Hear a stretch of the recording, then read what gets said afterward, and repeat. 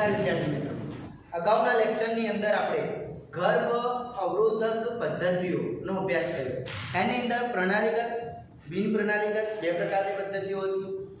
જેની અંદર આપણે પ્રણાલીગત પદ્ધતિઓ એટલે કે કુદરતી પદ્ધતિઓની વાત કરી હતી, જેની અંદર 3 પ્રકાર હતા.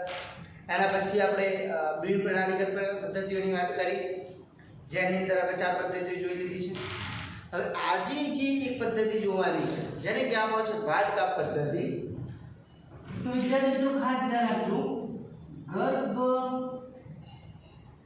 અવરોધક પદ્ધતિ.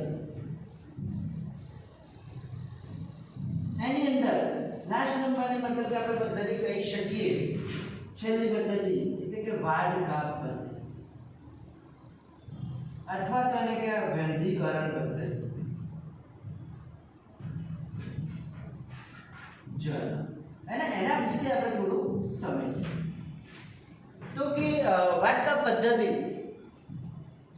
આ પદ્ધતિ જે છે ક્યારે કરવામાં આવે, શું હોય, કઈ રીતે થાય છે, વિસ્તૃત આપણે વિધિવત એને સમજવાની છે.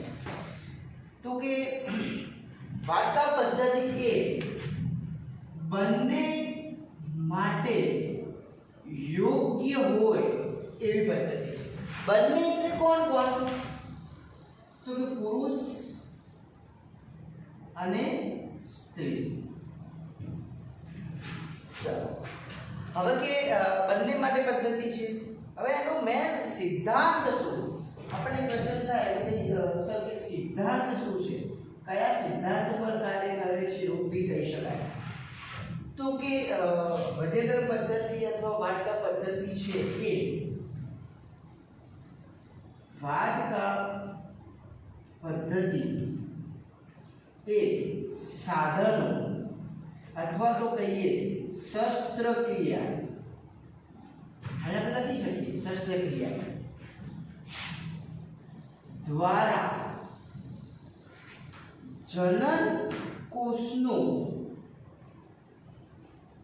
વહન અટકાવવું.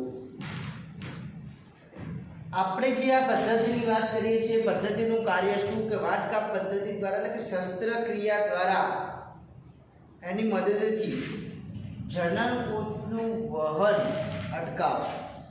અને એવું બી માનવામાં આવે છે કે આ જે પદ્ધતિ જે છે એ અંતિમ પદ્ધતિ. કેવી પદ્ધતિ? અંતિમ પદ્ધતિ ગણવામાં આવે છે. એવું કેમ? તો કે અગાઉના લેક્ચરમાં આપણે બધી પદ્ધતિ જોઈ, વિવિધ પદ્ધતિઓ. એ પદ્ધતિઓના નિદાનથી કે પદ્ધતિનો ફોલો કરવાથી પણ જો ગર્ભ અવરોધક ના થાય એટલે કે ગર્ભનું અવરોધ ના થાય અથવા તો એનું વહન અટકાવી ના શકાય તો છેલ્લે આ પદ્ધતિનો ઉપયોગ કરવામાં આવે છે. આ પદ્ધતિ જે છે એને વિસ્તૃત સમજીએ આપણને ખ્યાલ આવશે કે કઈ રીતે કાર્ય કરે છે. તો કે પુરુષ માટે સમજીએ આપણે.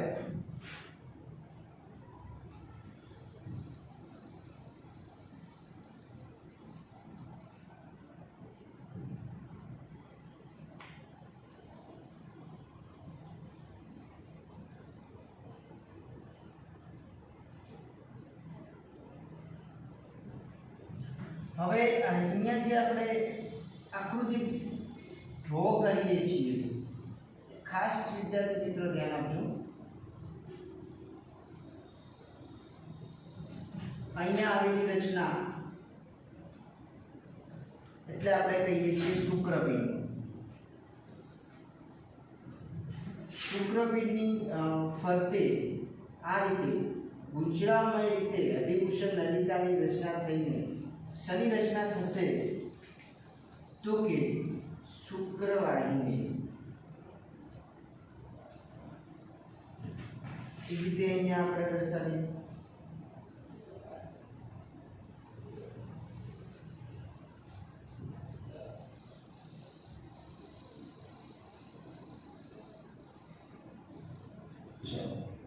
હવે આ જે રચના ગોઠવાયેલી હોય એ રચના એટલે કે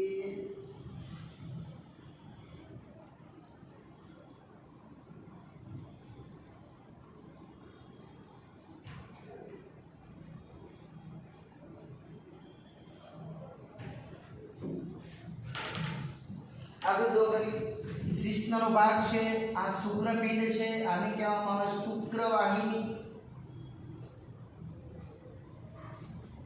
અથવા તો શુક્ર જનન માર્ગ કહીએ છીએ જનન વાહિની કહીએ છીએ હવે આ પુરુષ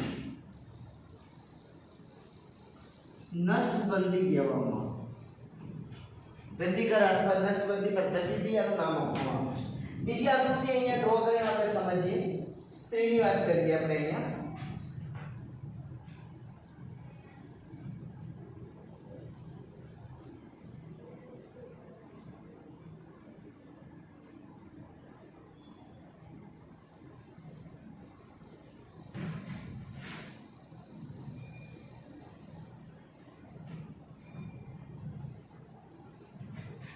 આજે આકૃતિ ડ્રો કરી રહ્યા છીએ વિદ્યાર્થી મિત્રો તમને ઓલરેડી આવડે છે જેના વિશે આપણે અગાઉના લેક્ચરોની અંદર એટલે ચેપ્ટર નંબર 3 ની અંદર સંપૂર્ણપણે આપણે એનો અભ્યાસ કરેલો છે એટલે હવે તમને એ આકૃતિ આવડવી હોવી જોઈએ જેના કારણે નામ નિર્દેશન સાથે આવડવી જોઈએ કેમ કે એક્ઝામની અંદર આ જે થિયરી છે એ પૂછાતી હોય છે નામ નિર્દેશન સાથે અહીંયા આપણે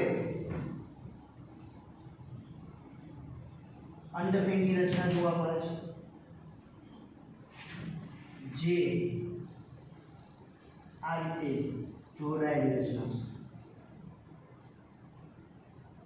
છે ચાલો અને આ જે છે એને કહેવામાં આવે છે સ્ત્રી નસબંધી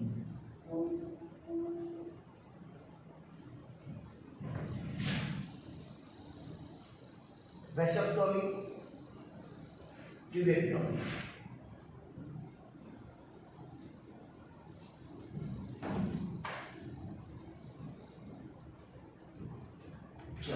હવે આની અંદર શું થાય તો કે જે શુક્રપિંડ જે છે એટલે કે જે આ ભાગ છે એની ઉપરના ભાગે એટલે કે વૃષણ કોથળી આપણે અહીંયા લખીએ પુરુષની અંદર કઈ રીતે હોય તો કે વૃષણ કોથળીની ઉપરના ભાગે વૃષણ કોથળીના ઉપરના ભાગે બંને પાર્શ્વ બાજુ વૃષણ કોથળીની ઉપરની ભાગે બંને પાર્શ્વ બાજુ એટલે આપણે લખીએ બીજા મુદ્દામાં કે પાર્શ્વ બાજુએ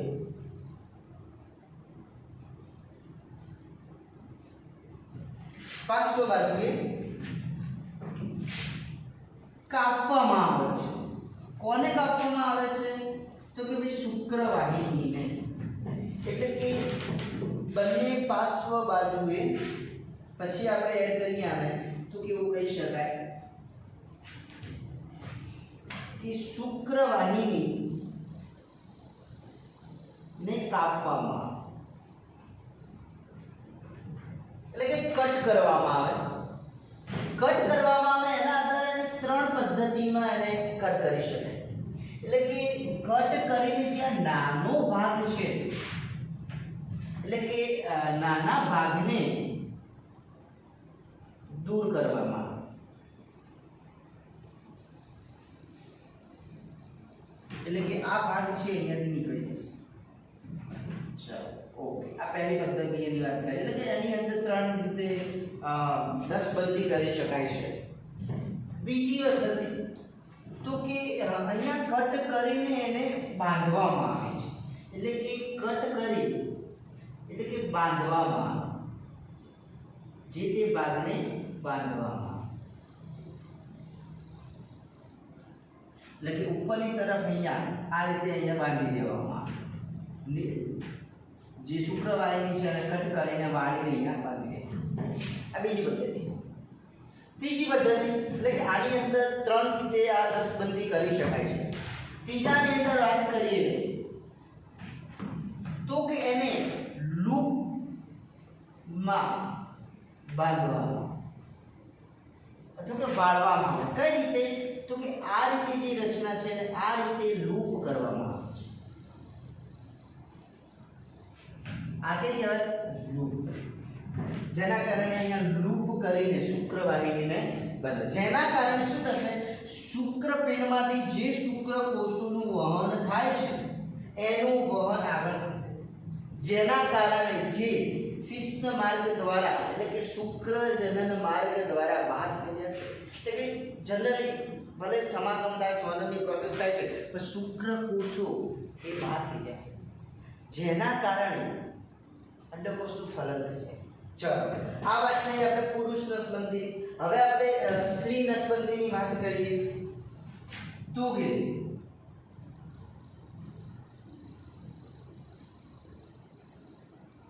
હવે અહીંયા જો જોઈએ તો કે સિમિલર પદ્ધતિ છે.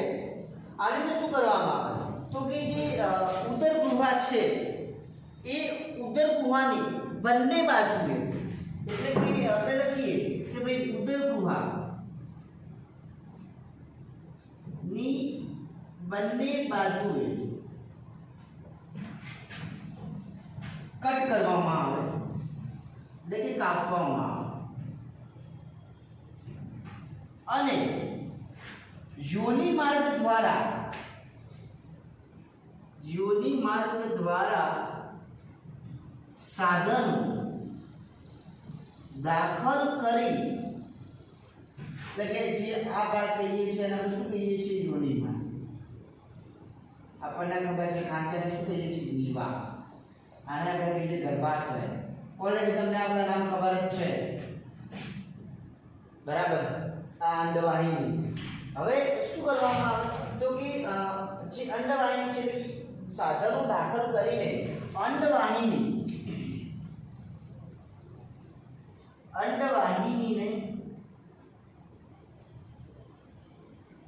કાપવામાં આવે. એટલે કે અહીંયા આ રીતે કટ કરવામાં આવે બંને બાજુએ. વિદ્યાર્થી મિત્રો ખાસ ધ્યાન આપજો, અહીંયા બંને બાજુએ. ખબર છે કે એવું કેમ કે એક અંડવાહિની મતલબ કે બે જે અંડવાહિની છે બંનેમાંથી એકને કેમ કાપવામાં આવતું નથી, મતલબ કે એકને કેમ રાખવામાં આવતું નથી, એમ ક્વેશ્ચન થાય તો કે તમને ખબર છે કે જે ઋતુ ચક્ર ચાલે છે એટલે કે ગર્ભીય ચક્ર ચાલે છે એ વારા પરથી અંડકોષમાં થાય છે. જો અહીંયા કણ મૂકીશું, અહીંયા નહીં મૂકી તો અહીંયાથી જ્યારે ઋતુસર્જક અંડકોષનું સર્જન થશે, પરિપક્વ અંડકોષનું નિર્માણ થશે. જો શુક્રકોષ થશે તો કે ફલન થશે, એટલે કે આ જે પદ્ધતિ ત્યાં કેન્સલ થશે. એના કારણે બંને બાજુ અહીંયા કટ મૂકવામાં. પછી તો સિમિલર જે આગળ શુક્રવાહિનીમાં કરતા હતા એ જ રીતે. કઈ રીતે તો કે ભાઈ નાના ભાગ ને દૂર કરવામાં આવે, આ પહેલી. બીજામાં શું કરવામાં આવે તો કે જે તે ભાગને બાંધવામાં આવે. કઈ રીતે તો અહીંયાનો આ જે નાનો ભાગ છે એને આટલો કટ કરી નાખે, જેના કારણે શું થશે તો કે અંડકોષનું અંડપાત થઈને અહીંયા ઈસ્મેલ આગળ વહન થશે નહીં. જો વહન થાય તો ફલન થઈને આગળ વધશે. સિમ્પલ વસ્તુ, શુક્રકોષની એન્ટ્રી થશે. હવે શું થાય, બીજી પદ્ધતિની વાત કરીએ તો કે એને વાળી દેવામાં આવે છે, દોરીથી બાંધી દેવામાં આવે. વાળીને શું કરવામાં આવે, દોરીથી બાંધી દેવામાં આવે. એના પછી ત્રીજો મુદ્દો તો કે લૂપ માં બાંધવામાં આવે. લૂપ એટલે આપણે અગાઉ હમણાં શીખી ગયા આ રીતે લૂપની અંદર એને બાંધી દેવાનું, જેથી એનું વહન થશે. તો કે આ પદ્ધતિ દ્વારા આ રીતે સ્ત્રી નસબંધી અથવા ટ્યુબેક્ટોમી કરવામાં આવે તો પુરુષ નસબંધી. હવે આ જે પદ્ધતિઓ જે છે એ યુગલની અંદર કોઈ પણ એક, હવે તમે કીધું કે બંને માટે યોગ્ય છે એટલે કે પુરુષ નસબંધી કરાવે અથવા સ્ત્રી નસબંધી કરાવે, બંનેમાંથી કોઈ પણ એક કરાવી શકે. બંનેને કરાવવી જરૂરી હોતી નથી, બંનેમાંથી એક કરાવશે જેના કારણે ફલન એટલે કે સમાગમની પ્રોસેસ થાય તો પણ ગર્ભધારણ થશે.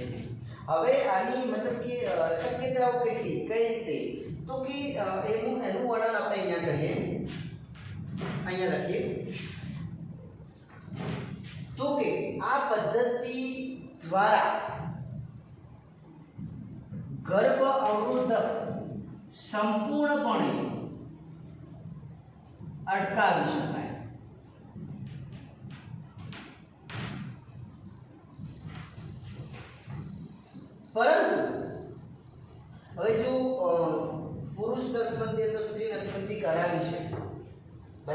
હવે અમુક સમય પછી જે સ્ત્રી અથવા પુરુષને સંતાન પ્રાપ્તિની ઈચ્છા થાય અને એ કહેશે કે ચલો કે હવે કે એને સુધારો કરીએ અથવા કે ગર્ભધારણ કરવાની ઈચ્છા છે, તો કે એને પુનઃ પ્રસ્થાપિત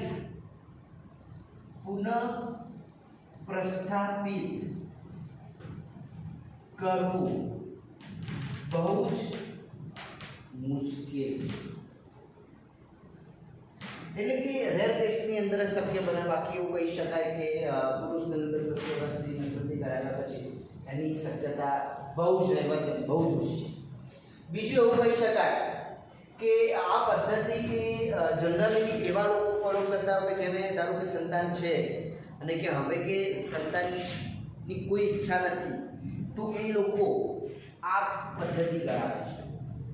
બીજું એવા લોકો આ પદ્ધતિને ફોલો કરે છે કે જે ગર્ભ અવરોધકની બીજી વિગેરા પદ્ધતિ આગળની હતી એ દ્વારા અટકાવી ના શકાય તો આ પદ્ધતિ એમાં ઉપયોગમાં લેવામાં આવે. તો વિદ્યાર્થી મિત્રો, આપણે અહીંયા ગર્ભ અવરોધકની બંને પ્રણાલીગત બિન પ્રણાલીગત બધી પદ્ધતિઓની આપણે અહીંયા વાત કરી દીધી છે. હવે આપણે આગળ વધીશું. હવે એની અંદર આના ફાયદા, એનો ઉપયોગ, એની ચર્ચા કરીએ આપણે.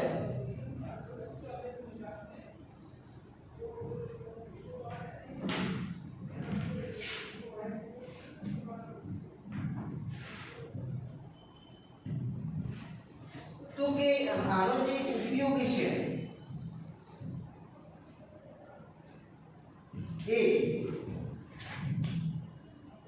નિષ્ણાત તબીબોની સલાહ દ્વારા કરવામાં આવે. બીજા મુદ્દામાં વાત કરીએ તો કે સ્વસ્થ પ્રજનનિક સ્વાસ્થ્ય માટે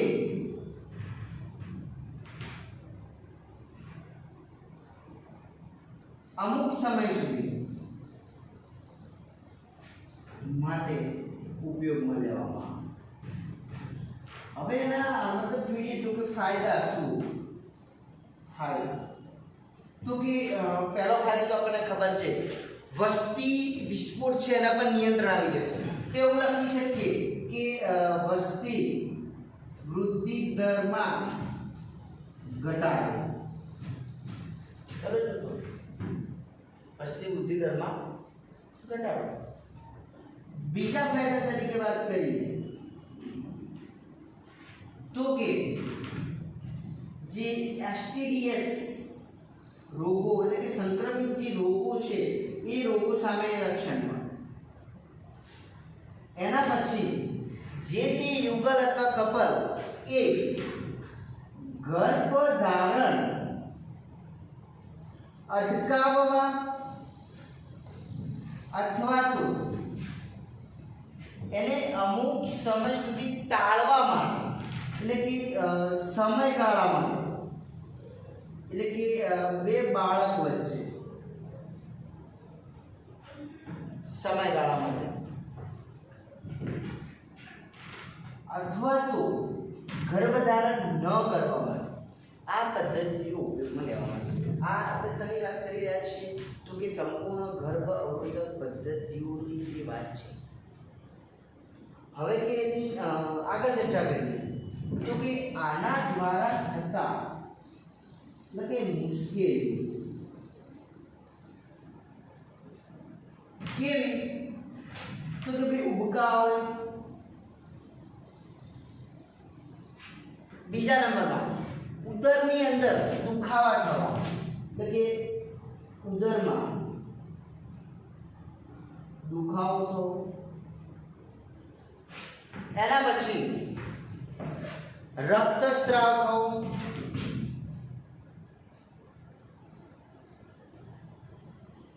એના પછી ઋતુ ચક્રની અનિયમિતતા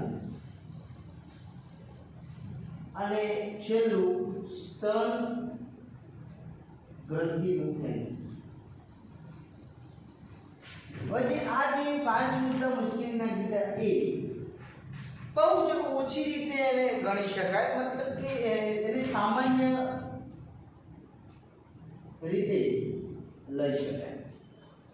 બહુ ઓછા પ્રમાણની અંદર આવા કેસ જોવા મળે છે, બહુ જ દૈવત પ્રમાણ એટલે એને ગણવા. પરંતુ એના લીધે આપણે એવું ના કહી શકીએ કે આને અવગણી ના શકાય.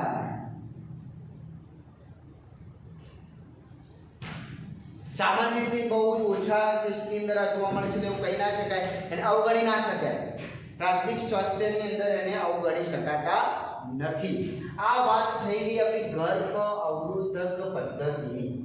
હવે આપણે નેક્સ્ટ વાત કરીએ છીએ MTP, medical termination of pregnancy, અથવા આપણે કહીએ ગર્ભપાત.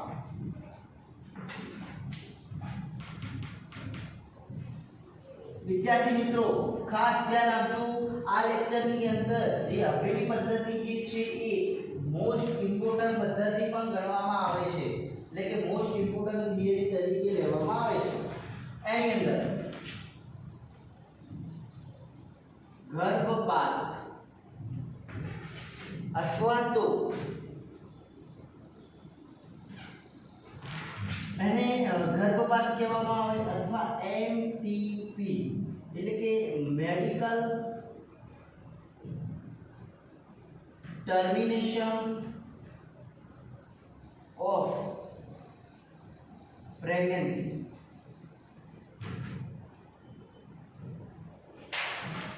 હવે જે આ ગર્ભપાત છે અથવા એમટીપી છે એના વિશે સમજણ મેળવીએ.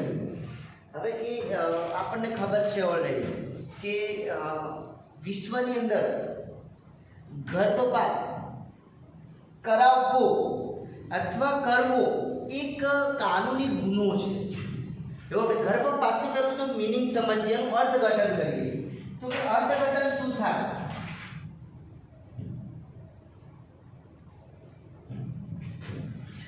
તો કે જે તે માતા ગર્ભ ધારણ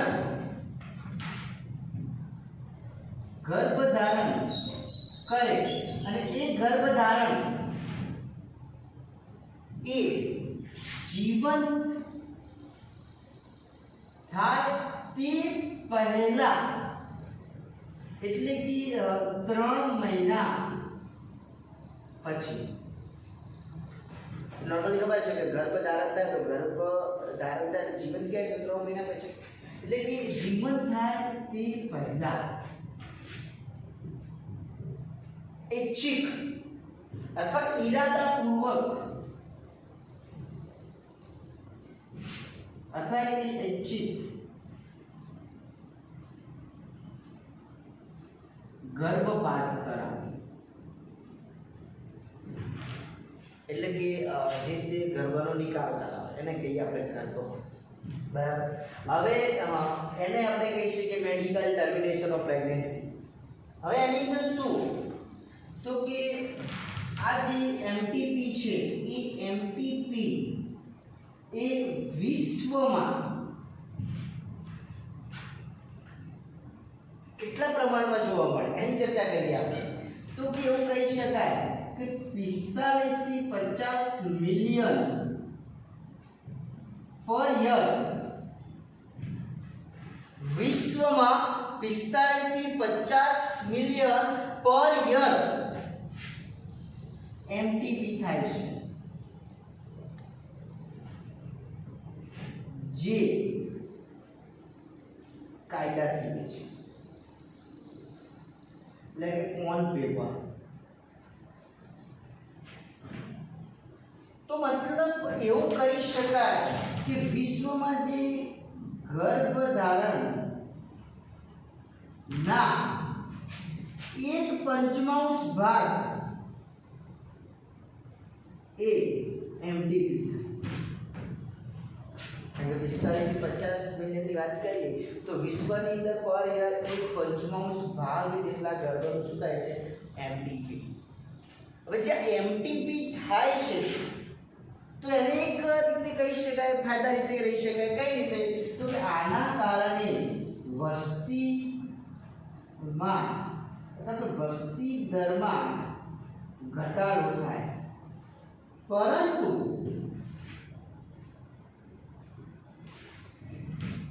એટલે કે વસ્તી દરમાં ઘટાડો થાય યોગદાન આપે, પરંતુ કે એ અર્થપૂર્ણ નથી. કેવું નથી? અર્થપૂર્ણ નથી. કેમ એવું? કારણ કે વિશ્વમાં જે પ્રાથમિક સ્વાસ્થ્યની જે WHO વર્લ્ડ હેલ્થ ઓર્ગેનાઇઝેશન દ્વારા જે બધી સિસ્ટમને કંટ્રોલ રાખવામાં આવે છે, તો RCH કહીએ એવું કહેતા નથી કે ગર્ભપાત કરાવો, એટલે કે જે ગર્ભપાત થાય એના કારણે વસ્તી દરમાં ઘટાડો થાય વાત સાચી, પણ એ જરૂરી યોગદાન નથી, એટલે કે અર્થપૂર્ણ નથી, એ કંઈ કરવા જેવી બાબત નથી. હવે કે એના વિશે સમજીએ, વધારે પડતું સમજીએ કે એની અંદર શું કહેવા માંગે છે. તો કે વિશ્વની વાત કરી રહ્યા છીએ આપણે. ઓકે, જે આ MTP થાય છે એ વિશ્વના દરેક દેશોમાં એક ચર્ચાસ્પદ વિષય છે. કેમ કે MTP જે છે એ કાયદાકીય ગણવો કે ના ગણવો એક ચર્ચાસ્પદ વિષય કહી શકાય. એવું કેમ? તો કે એના સામે 4 પ્રશ્નો ઉભા થાય.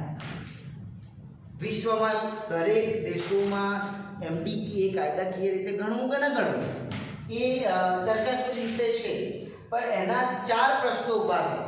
કેવા? તો કે પહેલો પ્રશ્ન ભાવનાત્મક, એટલે કે લાગણી.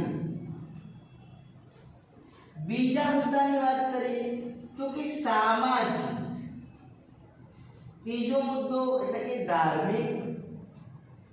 અને ચોથા મુદ્દાની વાત કરીએ તો કે નૈતિક. આ 4 પદ્ધતિઓ મતલબ કે 4 પ્રશ્નોને આધારે એવું કહી શકાય કે કાયદાકીય લેવું કે ના. બરાબર છે. હવે એની અંદર થોડી આગળ વાત કરીએ તો કે જે આ MTP છે એ ભારતમાં પ્રાથમિક સ્વાસ્થ્ય રીતે જેની વાત કરવામાં આવે તો કે ગેરકાનૂની ગર્ભપાત અને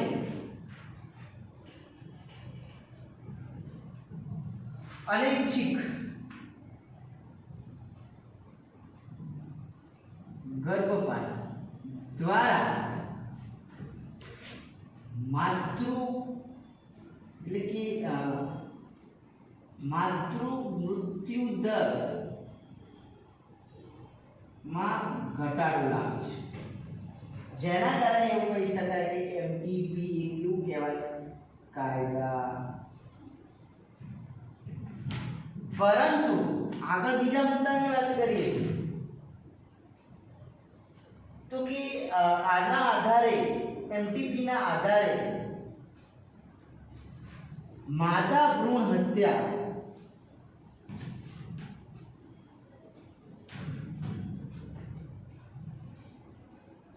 અટકાવવા માટે પણ એ કાયદાકીય રીતે રહી શકે, કારણ કે માદા ભ્રૂણ હત્યા પણ MTP દ્વારા થાય છે, મેડિકલ ટર્મિનેશન ઓફ પ્રેગ્નન્સી. બીજું એને કઈ રીતે કાયદાકીય ગણવું ના ગણવું ઘણા મુદ્દા છે જેના આધારે ગણવું ના ગણવું એ મહત્વનો મુદ્દો છે. છોકરા છોકરીઓ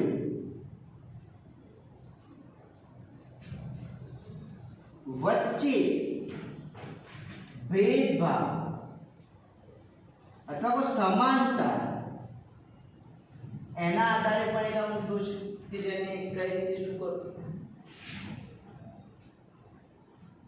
હવે આ મુદ્દાના આધારે ભારતમાં 1971 માં કાયદાકીય રીતે આવેદન પત્રમાં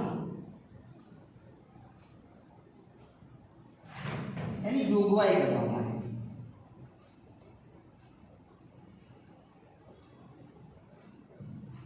અને આ જે 1971 માં જોગવાઈ કરવામાં આવી, જે પહેલી એપ્રિલ 1972 માં એને કાયદાકીય રીતે એનું અમલીકરણ કરવામાં આવ્યું.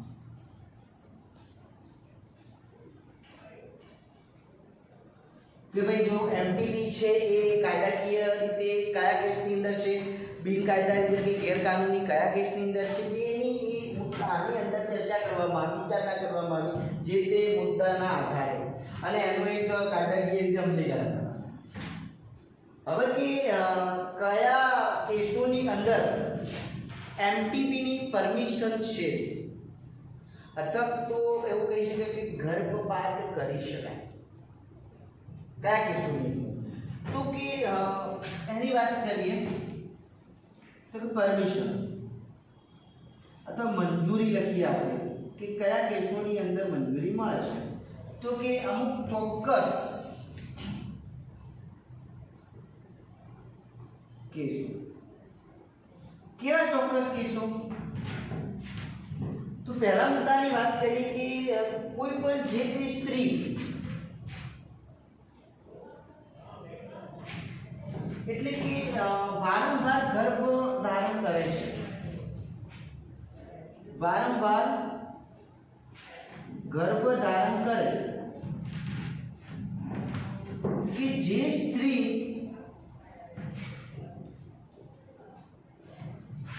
ની અંદર માનસિક અથવા તો શારીરિક એટલે કે કોઈ પણ સ્ત્રી વારંવાર ગર્ભ ધારણ કરે છે અને એ સ્ત્રીની અંદર માનસિક કે શારીરિક રીતે યોગ્યતા નથી, જેના કારણે આવનાર જે તે બાળક એ આના ગ્રાસ બને છે કે રોગિષ્ટ થાય છે, રોગી. તો એવા કેસની અંદર એમટીપી માટે મંજૂરી મળે છે. ચલો હવે બીજા મુદ્દાની વાત કરીએ. તો કે અનૈચ્છિક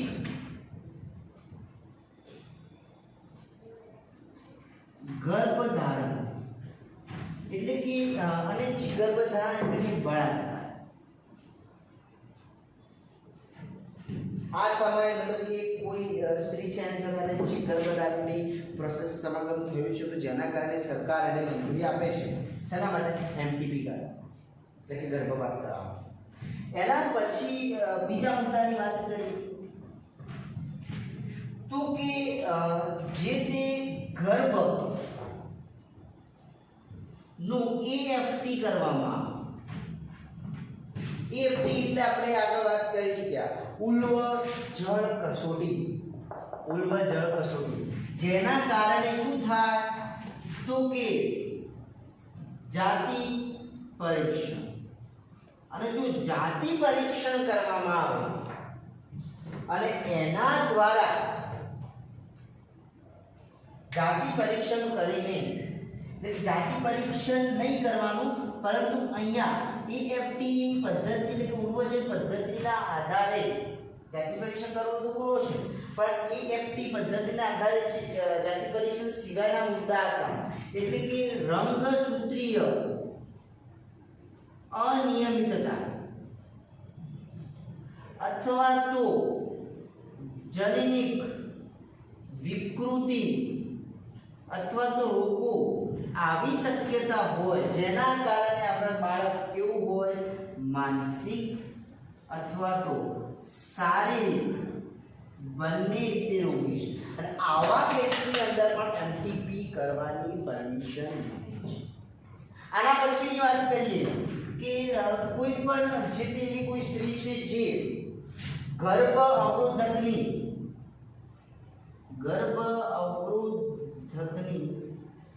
પદ્ધતિઓ થી પણ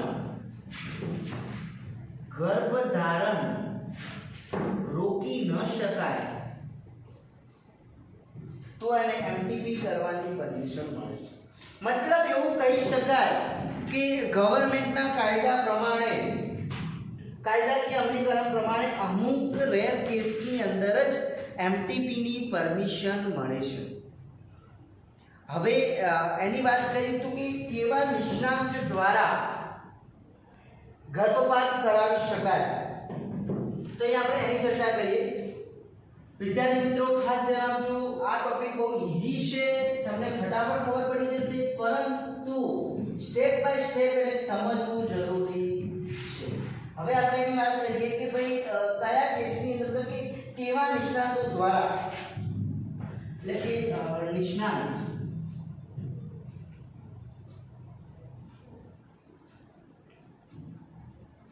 અથવા તો તબીબ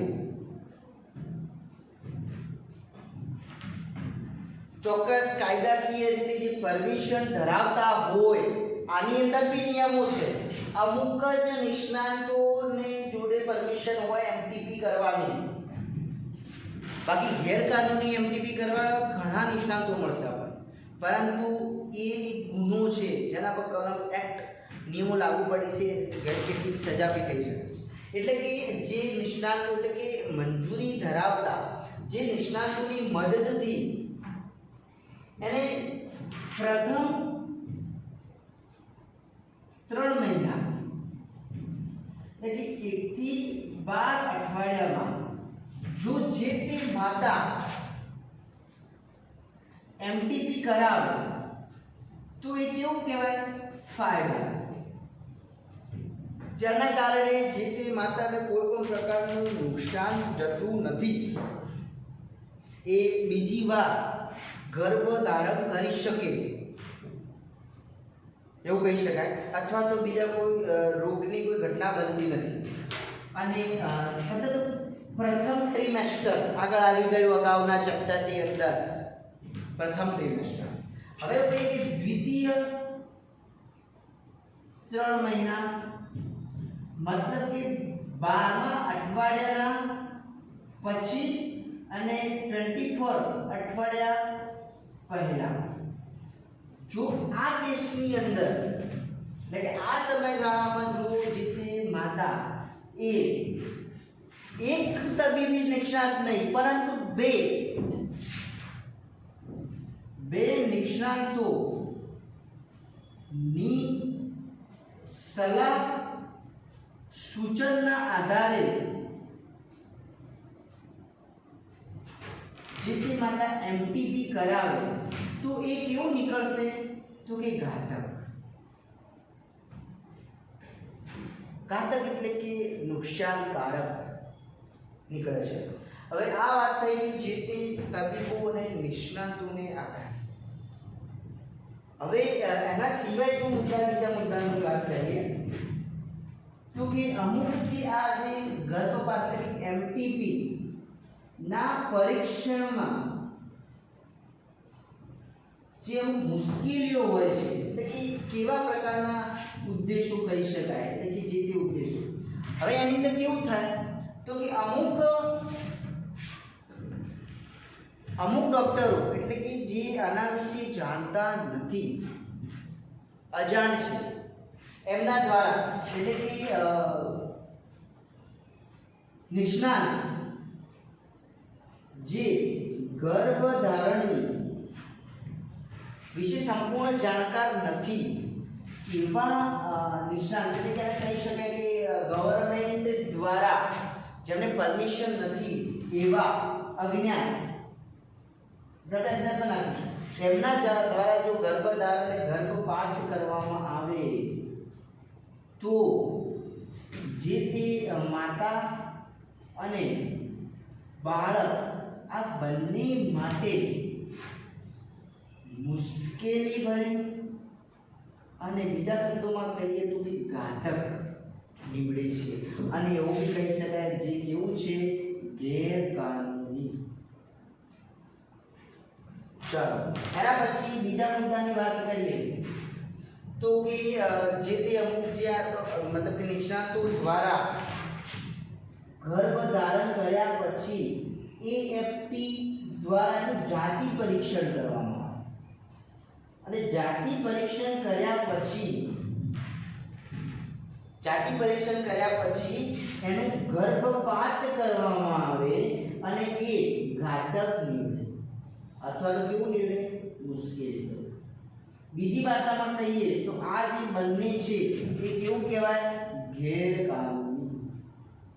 કે એમને કોઈ પ્રકારની મંજૂરી ગવર્નમેન્ટ દ્વારા મળેલી નથી, મતલબ કે સ્વૈચ્છિક છે, પરંતુ જે કાયદાકીય રીતે આવેદનપત્રમાં જે નિયમોના અમલીકરણ કરેલું છે કે ચોક્કસ કેસોની અંદર કે અમુક કેસની અંદર જ એમને પરમિશન મળે છે, એ કેસ સિવાય જાતિ પરીક્ષણ કરીને અત્યારે વિશ્વમાં આવું સામાજિક રીતે આવું જોવા મળે છે કે ભાઈ માદા ભ્રૂણ છે તો એની હત્યા કરવામાં આવે છે, એટલે કે માદા ભ્રૂણનું અંડપાત કરવામાં આવે છે, જે કેવું છે ગેરકાનૂની. બીજું જાતિ પરીક્ષણ કરવું એ જ પહેલો તો મુદ્દો ગેરકાનૂની છે. અહીંયા એએફટી કરવામાં આવે પછી ક્યારે કરવામાં આવે કે કોઈ એવી સ્ત્રી છે જે માનસિક શારીરિક રીતે નિર્બળ છે, રોગિષ્ટ છે, તો એ સમયે એફટીપી કરવામાં આવે અથવા તો એએફટી દ્વારા એના જાતિ એટલે કે જનની રંગસૂત્રો જે રંગસૂત્રોની અનિયમિતતા છે, જનીનીકીય ખોડખાપણ કહીએ અથવા વારસાગત ખોડખાપણ કે એના વિશે અભ્યાસ કર્યા પછી જો ગવર્નમેન્ટ દ્વારા એની મંજૂરી મળવામાં તો જ એની એફટીપી કરવામાં આવે છે. હવે આના સિવાય બીજું કહી શકીએ કે જે આના અર્થઘટનના આધારે એવું કહેવામાં આવે કે એમટીપી દ્વારા ગર્ભપાત કરવામાં આવે એની જગ્યાએ જે તે દંપતી દ્વારા સ્વનર્થ સમાગમની જે પ્રોસેસ છે એ સમયે એને કંટ્રોલ લેવામાં આવે અથવા તો જે પ્રાથમિક સ્વાસ્થ્યના જે વિવિધ મુદ્દાઓ છે એની સારી મતલબ કે પ્રાથમિક સ્વાસ્થ્યના જે રોગો છે એની સારી એવી સવલતો પૂરી પાડવામાં આવે જેથી આ પ્રોસેસ કરવી પડતી નથી. તો વિદ્યાર્થી મિત્રો આજના આપણા લેક્ચરની અંદર આપણે ગર્ભપાત એટલે કે મેડિકલ ટર્મિનેશન ઓફ પ્રેગ્નન્સી શીખ્યા. અહીંયા તમને સંપૂર્ણ ખ્યાલ આવેલો છે. જો તમને ખબર ના પડે તો તમે કોન્ટેક્ટ કરી શકો છો. બીજું, સમય બગાડતા નહીં, આપણી બાયોલોજીની નોટબુકની અંદર આ બધું જ નોટ ડાઉન કરતા રહેજો. સાથે સાથે બીજા દરેક વિષયના લેક્ચરો પણ આવે છે, એને અભ્યાસ કરતા રહેજો અને સમય બગાડતા નહીં. ઓકે, સ્વસ્થ.